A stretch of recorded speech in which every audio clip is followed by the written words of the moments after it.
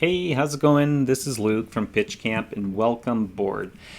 Today what I'll be doing is walking you through your entire setup so you know how to add a reservation and where to find your configurations that we've done for you. So let's get started. So let's log into PitchCamp. So the first panel you'll see when you log into the PitchCamp is the dashboard. Currently there's not much to display, and that's because this is a new setup, which is your campground. So let's go to the reservations section.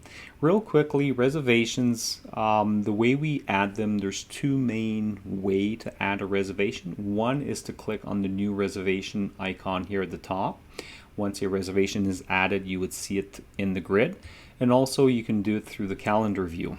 Okay, the calendar view is where you see your lot numbers on the left hand side, and then you have the calendar view representation of all your reservations.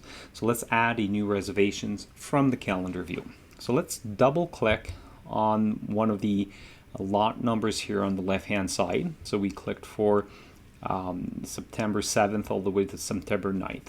Now if we needed to, we can select this new reservation item and drag it out to the desired number of nights that we need to book for.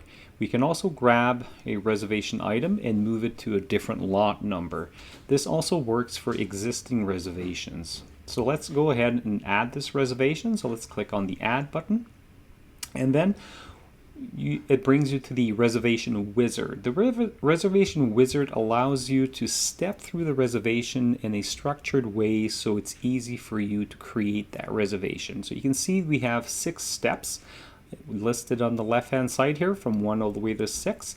And the first thing that we need to fill is the start and end date. In our case, the start and end date is already filled, and that's because we used the calendar timeline and we specified a date range to add that reservation. If we needed to, we could extend these date range by simply selecting on the calendar or using the dates picker here on the left hand side. Okay, so right now we have a 7-night reservation, and then let's move to the next panel.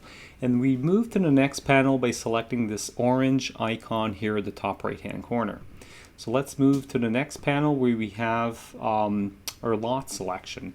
So your map is preloaded with all your map pins, and because we've selected lot number 2 from the calendar timeline, you can see lot number 2 is selected and blinking at us in orange. It's also in lot on step number 2. You can see we have lot number 2. If we needed to, we can also switch a lot by simply selecting on the lot and say add to reservation.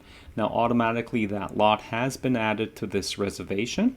However, the reservation is still not complete, and that's what we're going to attempt to do. So then the next panel, what we need to do is select your client. And you can create a new client by selecting the new client icon in the top right hand corner, and you do so by selecting the plus, and you enter the first name, last name, which is the 2 mandatory criterias, and their email, phone number, and address information if needed to. There's also a lot of information such as the client note. If this was an online reservation, you would also have access to their credit card that was used on the online booking. And this email here in the gray section is the email address they would use to log on with online to see their reservations. So PitchCamp comes with the online booking portal. It comes free with the free version, and with the standard plan you just get additional features such as automated emails and so forth. So in our case, we're not going to add a new client. We're simply going to select the existing client that we have currently in your system. So we do so by selecting it once. You can see we've selected it, and now on step number 3 we have Luke, which is selected for that reservation. Now we move to the next part, where we can identify how many adults, children, animals, and vehicles. Now PitchCamp currently has the capability to charge for additional adults, children, animals, and vehicles, but your setup right now is set up in the way that it won't charge for any additional occupants. Okay, so let's move on to the next panel. The next panel are the add-ons. Now the add-ons is a standard feature subscription feature only. So if you go for the free plan, you won't have the add-ons. So add-ons are items you can configure and add to reservations, and they can be classified in any type of category. Here you can see at the bottom, and you can also search on them by barcode or by name, and we simply select it to add it to the reservation. In our case, we're just going to select this late departure reservation item, which adds it to the billing portion of this reservation.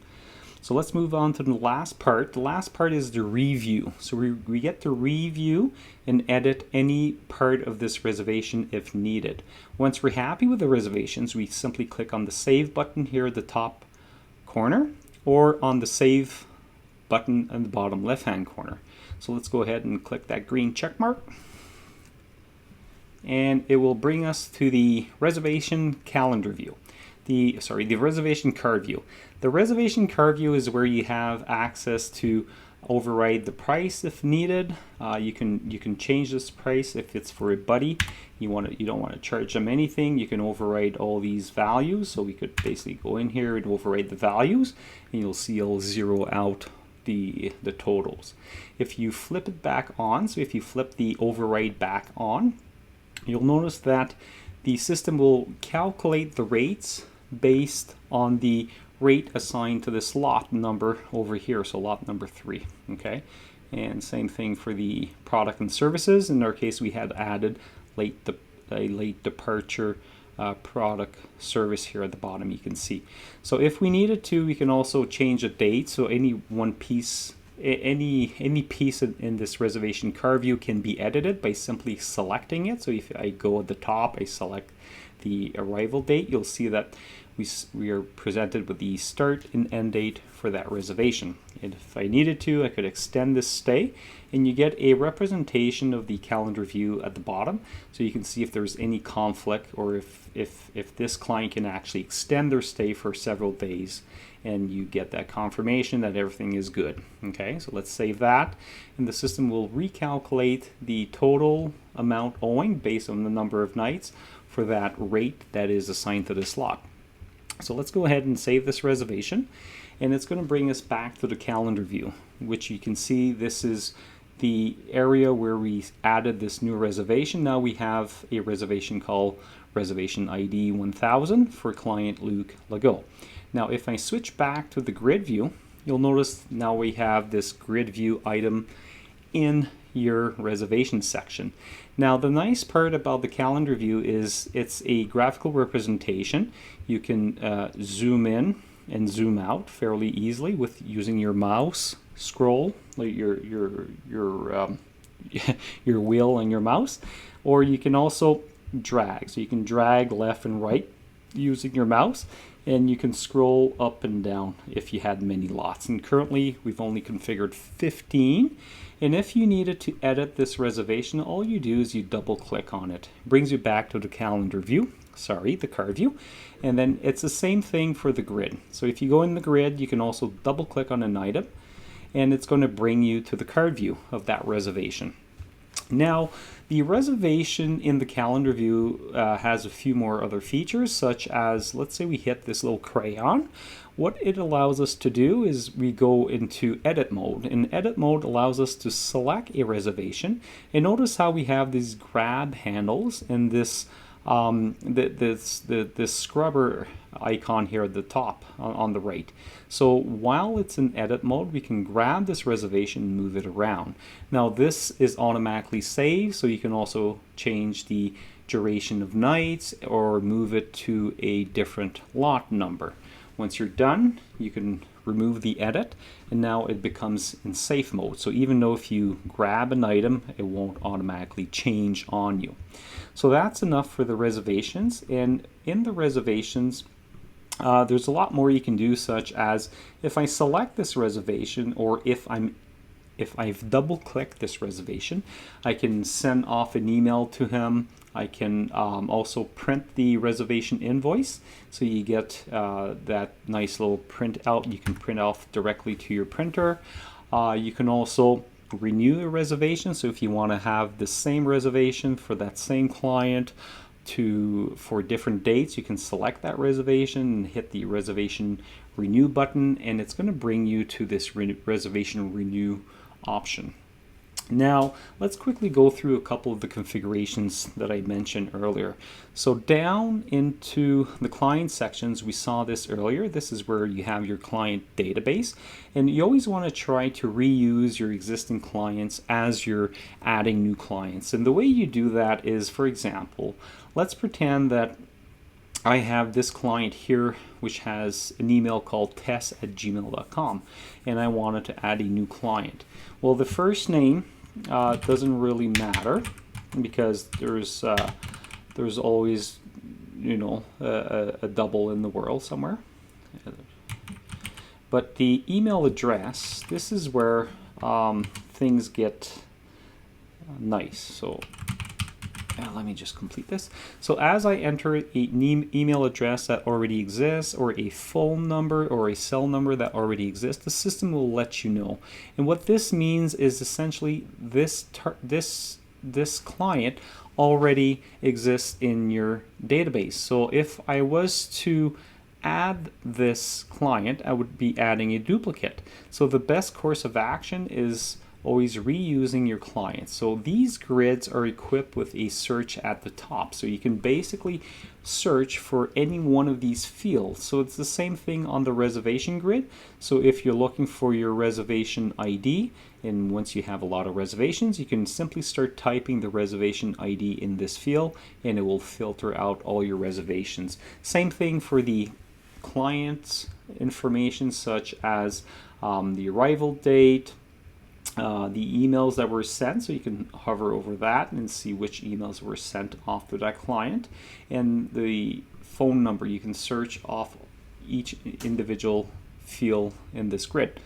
Let's go down into the configuration section, and the one I want to show you is the map editor. So the map editor allows you to do many things. So first of all, you have your map, and if I select an item here, so one of the lot numbers, and I move to the right, you'll notice that I have the map pin highlighted. But if I select them all, and there's a couple of ways I can do this. I can do using the first click, and then the shift button and going down, and you'll notice as I've selected these items, the map pin appear on the map. Or I can select the select all button here in the top right and top left hand corner of this menu on top of the grid. And this is going to select all the lots, and it's going to allow me to edit these map pins. And what I mean by that is once you're in the map configuration, you can actually grab these pins and move them around based on where you would prefer having them. You can also change the color. So if I right click, if I click on this lot, I can do an edit, and I could technically just change the color, the orientation of the map pin, the fonts, and so forth. Also the rate names. So this is where you would assign your rate names. So if I was to go ahead and save this, you'll notice now that this map pin will be facing on the right, and it will have a slightly purplish color. And we can also do bulk updates. And what I mean by bulk updates, and let's say we have these green map pins that we want to change color. So I simply select these map pins, and I go up into the bulk update menu. I did that a little fast. We have the bulk update menu here at the top, and we can go and say change map pin color. And if I needed to, I could change the map pin color to something a bit more darker, such as purple, and save it. And you'll notice all the ones I've selected now have that map pin color. Now let's go down to the admin section. So the admin section is where you have, for example, your taxes.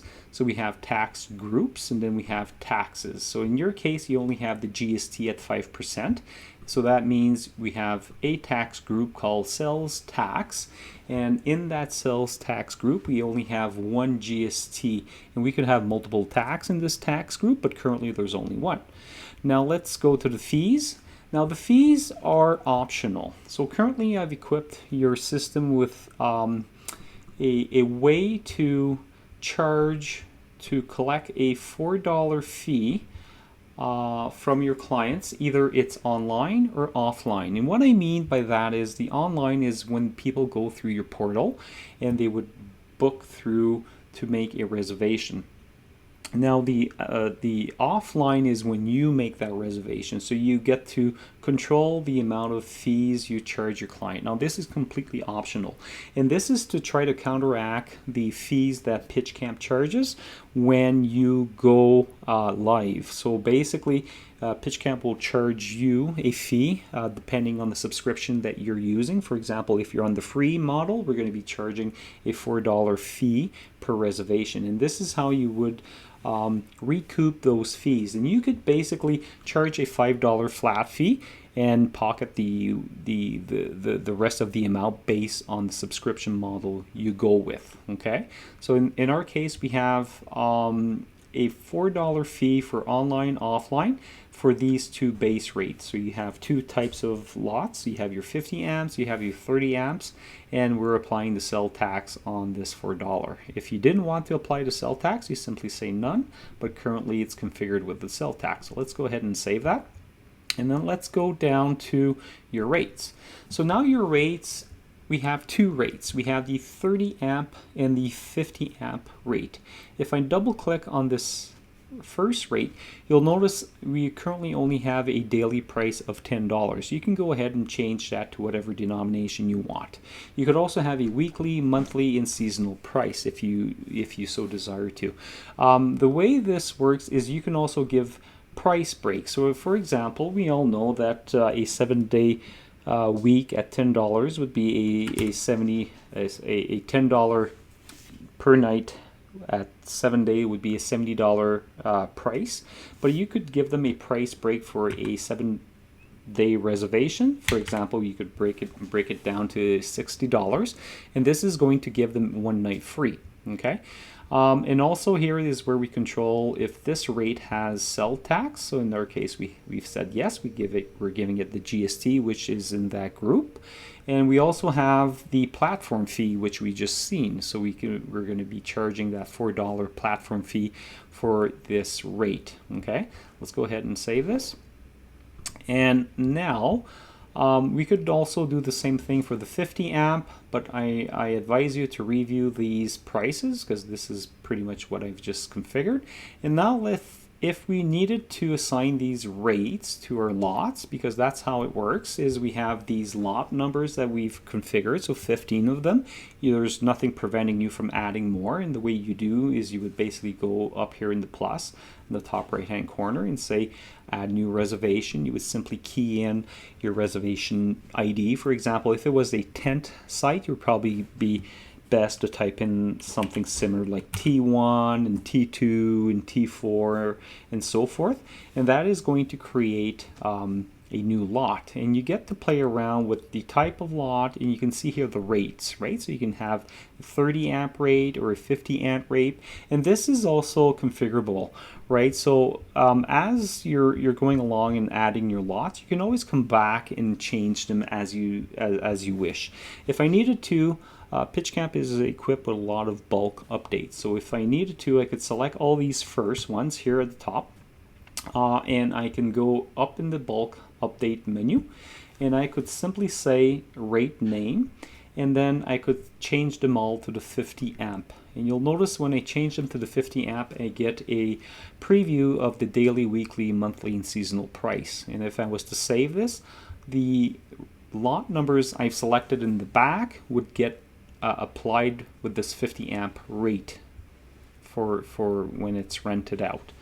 A few other things that you might want to look at is when we have rates, we have something called receipt disclaimer. Currently we've selected the weekender receipt disclaimer for you, and what this is on the reservation. So let's go back to your reservation and let's select that reservation and hit the receipt. Okay, so the disclaimer is this part here, that you see on the left hand side of the totals. Okay, so where it says weekender disclaimer, and this part here where it basically lists a bit of information for that reservation. So if you needed to, you can modify those by simply going into the configuration and receipt disclaimer. You'll notice we have currently seasonal, weekender, and cabin disclaimer, and the two assigned base prices are the 50 and 30 amps, which are assigned to this weekender disclaimer, which you can double click and you can fully edit this section here in the edit window, and that's going to reflect what they see on their bill of sale. Okay, so hopefully that was helpful. So that's a quick rundown on how to add a reservation, how your system's configured, and at the end of the day, when you do you first log into your system. So when I log back into my system, you're not going to be presented with this screen. What you'll be presented with will be the billing page. Okay, so that's the first step of starting up the subscription model with PitchCamp. You have to select which model you want to go with, the free, the standard, or the premium. And my advice is you could always freely change in between the free and the standard, as long as it's not twice within a month.